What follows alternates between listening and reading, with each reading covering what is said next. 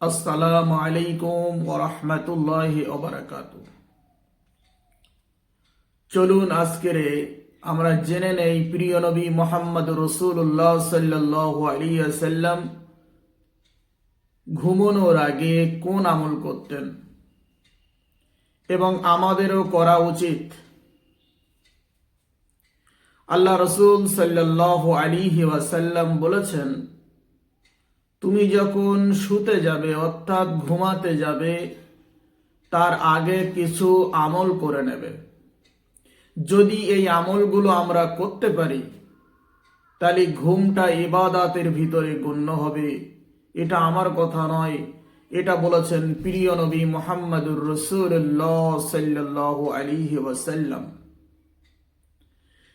প্রিয় নবী মুহাম্মদুর রাসূলুল্লাহ সাল্লাল্লাহু আলাইহি ওয়াসাল্লাম বলেছেন, ঘুমানোর আগে যে এই আমলগুলো করবে আমি রাসূলুল্লাহ সাল্লাল্লাহু আলাইহি ওয়াসাল্লাম বলি, এই যত সময় সে ঘুমিয়ে থাকবে বা ভোর রাত যদি সে ঘুমিয়ে থাকে ফরজ পর্যন্ত, এই ঘুমটা তার ইবাদতের ভিতরে গণ্য হবে।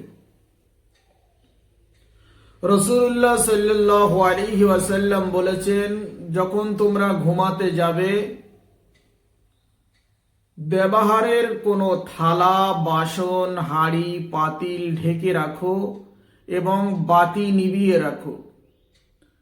আমাদের মা বোনেদের উচিত যখন আমরা ঘুমোতে যাই তখন হাঁড়ির যেসব ব্যবহার জিনিসগুলো আমরা ব্যবহার করি, হাঁড়ি বাসন বা যেসব থালা যেসবগুলো আমরা খোলামেলা রাখি, রাসূলুল্লাহ সাল্লাল্লাহু আলাইহি ওয়াসাল্লাম বলেছেন সেগুলো তোমরা ঢেকে রেখে দেবে।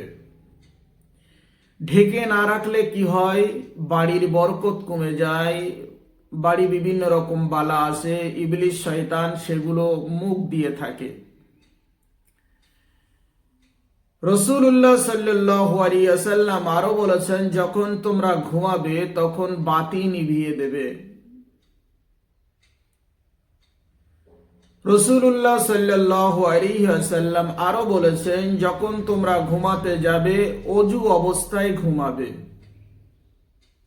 আমরা যখন ঘুমাতে যাব তখন চেষ্টা করব ওযু অবস্থায় ঘুমানো। প্রিয় নবী মুহাম্মদ রাসূলুল্লাহ সাল্লাল্লাহু আলাইহি ওয়াসাল্লাম আরো বলেছেন, ঘুমের পূর্বে পড়ার জন্য বিশেষ কয়েকটি দোয়া আছে, সেগুলো পড়া যেমন জরুরি আর পড়লেও তেমন ঘুমটা ইবাদতের ভিতরে গণ্য হবে।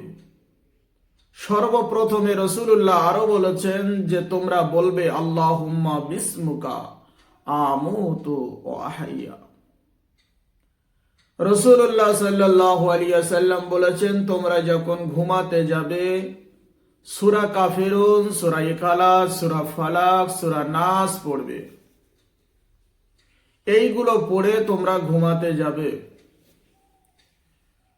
আমার প্রিয় নবী মুহাম্মদ রাসূলুল্লাহ সাল্লাল্লাহু আলাইহি ওয়াসাল্লাম আরো বলেছেন, 33 বার সুবহানাল্লাহ, 33 বার আলহামদুলিল্লাহ, 34 বার আল্লাহু আকবার, এটা পড়ে তারপর তোমরা ঘুমাবে।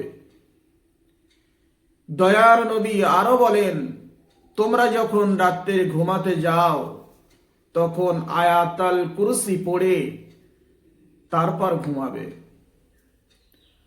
প্রিয় নবী সাল্লাল্লাহু আলাইহি ওয়াসাল্লাম বলেন, সূরা বাকারার শেষ দুই আয়াত পড়ে তারপর তোমরা ঘুমাতে যাবে। আরো রাসূলুল্লাহ সাল্লাল্লাহু আলাইহি ওয়াসাল্লাম ইরশাদ করেন, সূরা সিজদা, সূরা মুলক পড়ে তারপর ঘুমাতে যেও। সর্বশেষে রাসূলুল্লাহ সাল্লাল্লাহু আলাইহি ওয়াসাল্লাম বলেছেন, যখন ঘুমাবে বা শুতে যাবে তখন ডান হাত মাথার তলায় দিয়ে তারপর তোমরা ঘুমাবে। ডান হাত ঘুমানোর সময় মাথার তলে দিয়ে তারপর আমাদের ঘুমাতে হবে।